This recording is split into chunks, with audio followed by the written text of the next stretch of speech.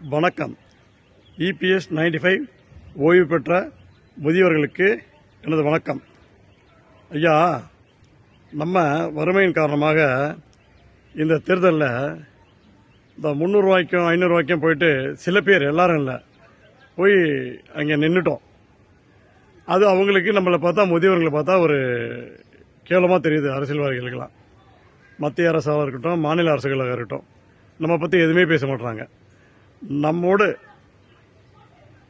பணியாளராக கலந்துள்ள பணியாளர்களாக இருந்திருப்பாங்க அவங்க சில எம்பிக்கள். அவங்கெல்லாம் நமக்கோசம் குரல் கொடுத்தாங்க, பகிரங்கமாக குரல் கொடுத்தாங்க. அப்பயும் அந்த மத்திய அரசாங்கம் ஏற்றுக்கல. இப்போது நம்ம அந்த எம்பிக்கள்கிட்ட நம்ம கோரிக்கை என்னன்னா, எங்களுக்கு நீங்கள் உயர்த்தி தர வேண்டாங்க, எங்களுடைய தொகை அந்த 20% தொகையை கணக்கிட்டு ஒரு 40 ஆண்டுகள் அசல் ப்ளஸ் வட்டி அப்படின்னு கணக்கிட்டு ஒரு 1000 ரூபாய் முதல் 3000 வரைக்கும் நீங்கள் கொடுத்துட்டுருக்கீங்க. அது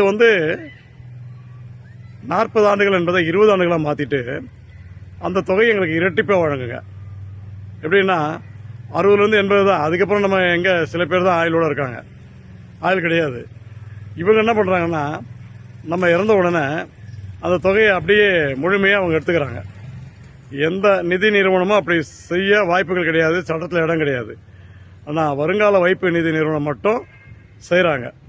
இவங்க எங்களோட தொகையை டிஏ கொடுங்க, உயர்த்தி கொடுங்கன்னு போராட்டத்தை விட, எங்கள் தொகை 40 ஆண்டுகள் கணக்கிட்ட தொகையை நாங்கள் இறந்த உடனே அப்படியே நீங்கள் எங்கள் குடும்பத்துக்கு தரமாட்டீங்க. ஒன்று செய்யுங்க, நாங்கள் இறந்து போயிட்டா அந்த தொகையை மீதமுள்ள 40 ஆண்டுகளில் 5 ஆண்டுகள் நாங்கள் இறந்து போயிட்டோம்னா கூட, இல்லை 10 ஆண்டுகள் நாங்கள் இறந்து போயிட்டோம்னா கூட, அந்த 30 ஆண்டுகள் தொகையை கணக்கிட்டு எங்கள் குடும்பத்திற்கு வழங்க வேண்டும். ஏன்னா அவங்களுடைய கண்காணிப்பில் தான் நாங்கள், அவங்களுடைய செலவினங்களை தான் நாங்கள் காலத்தை தள்ளிட்டு இருக்கோம்.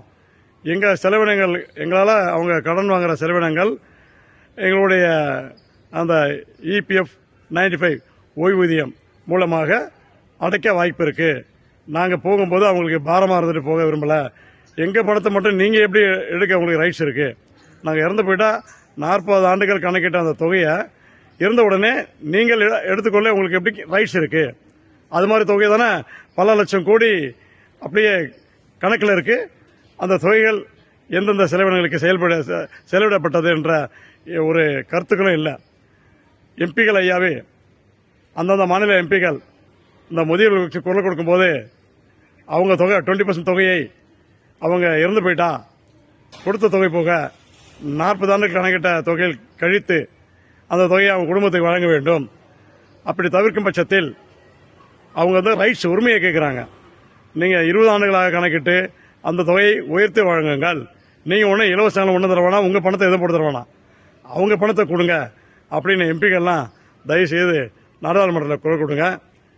புதிதாக ஆட்சி அமைந்தால் அந்த முதலமைச்சர் அவர்களும் எங்களுக்காக நாடாளுமன்றத்தில் குரல் கொடுக்கணும்.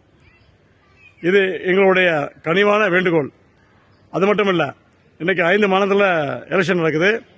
எங்களுடைய அந்த எதிர்ப்பு நாங்கள் கண்டிப்பாக தெரிவிப்போம். ஏன்னா எலெக்ஷனுக்கு இன்னும் 2 நாள் தான் இருக்குது. 23 தான் எலெக்ஷன். இன்னும் 3 ஸ்டேட்டில் நடந்து போச்சு. எங்களுக்கு எந்த அறிவிப்பும் வரல. அதனால் எங்கள் உரிமை தொகை, எங்கள் பணம், நீங்கள் ஒன்றும் ஓட்டு நேரத்தில் இப்போ அசாமில் அறிவிச்சிங்களே 3000 ரூபா தரோன்னு சொல்லிட்டு, ஒரு ரேஷன் கார்டுக்கு 3000 ரூபா தரோன்னு சொல்லிட்டு அவங்க என்ன ஒழிச்சாங்களா, கஷ்டப்பட்டாங்களா? நீங்கள் ஜெயிச்சு ஆட்சியாளனும், நீங்கள் பதவியில் இருக்கணுன்றதுக்கோசம் மக்கள் வரி பணத்திலேருந்து தரீங்க.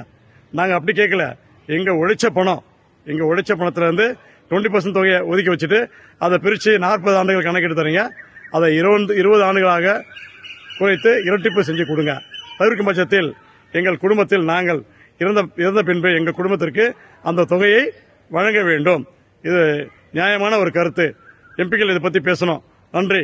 இனிமே போராட்டம் நடத்தினால் இதை கருத்தாக வைத்து நம்ம முதியவர்கள்லாம் போராட்டம் நடத்தணும். இது சம்பந்தமாக நம்ம வழக்கு கூட தொடரலாம். நன்றி. சமூக ஆர்வலர் ஓய்வு பெற்ற ஓய்வூதியதாரர்களில் ஒருவராக என்னுடைய கனிவான வேண்டுகோள். நன்றி. வாழ்க வளமுடன்.